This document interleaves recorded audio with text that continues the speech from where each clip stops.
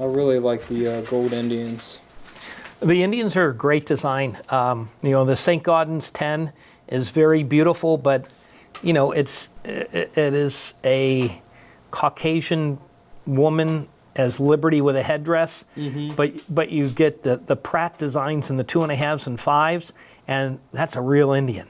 Right. And much like the Buffalo nickel, and so those are really great historical depictions of part of our nation's history. So one thing you didn't bring up that some people bring up to me is, why pre-33 gold versus bullion? Yeah. And you can look at it in the fact that gold was never confiscated in the U.S. FDR made it sound like it was illegal to have gold, but the only way he made the New Deal work is to get gold back into the Treasury. So he had to really push hard to get it back. But it was always legal to own coins dated before 1933 in the U.S. In fact, the Austrians and Hungarians made 100 coronas dated 1915 well into the 1960s and 70s so that they were legal to own in the U.S. because they were dated before 1933, even though they were made after 33. So the old gold coins have always been legal to hold. So there are some people that think there could be a movement sometime to limit bullion. They're not going to come to your house and get your guns, and they're not going to come to your house and get your bullion. The only thing that could happen is someday it may be taxed differently, that modern bullion coins could be looked a little differently to the government than collectible 1930s and before U.S. gold. So some people like the added safety of that, and they're numismatically fun. You can put together a set of saints without the rare dates. I've had customers that come in and go, I'm going to buy any saint that I can get up to MS63 that costs me less than $5,000. Okay. All right?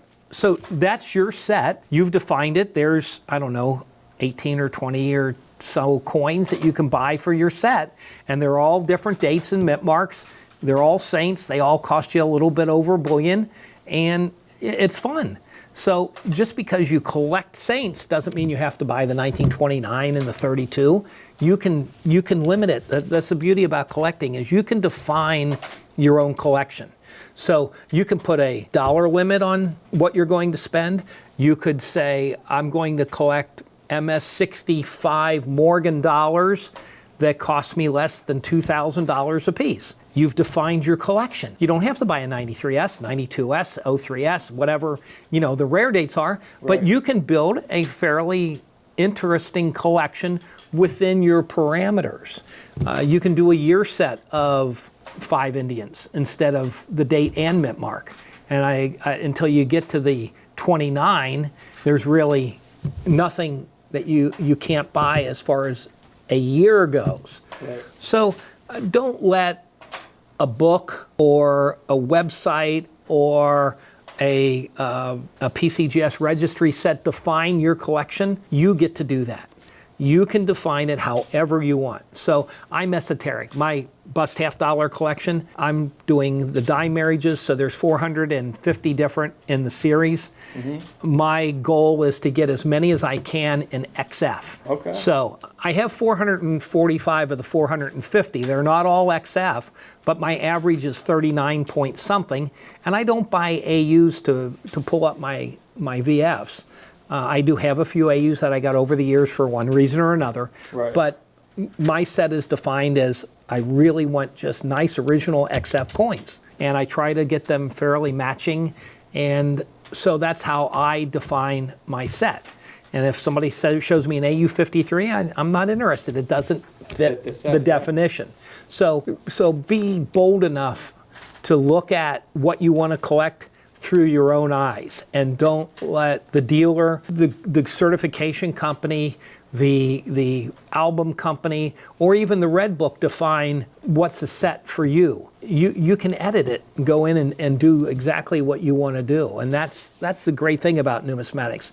And some people just go, I'm going to buy things that are interesting to me, and they really shotgun approach. They don't have a focused set. I don't think that's quite the best way to do things, but if that's what you want to do, all the more power to you. I have a shotgun approach to some things. Yeah. My talk box, I like to have coins with different stories.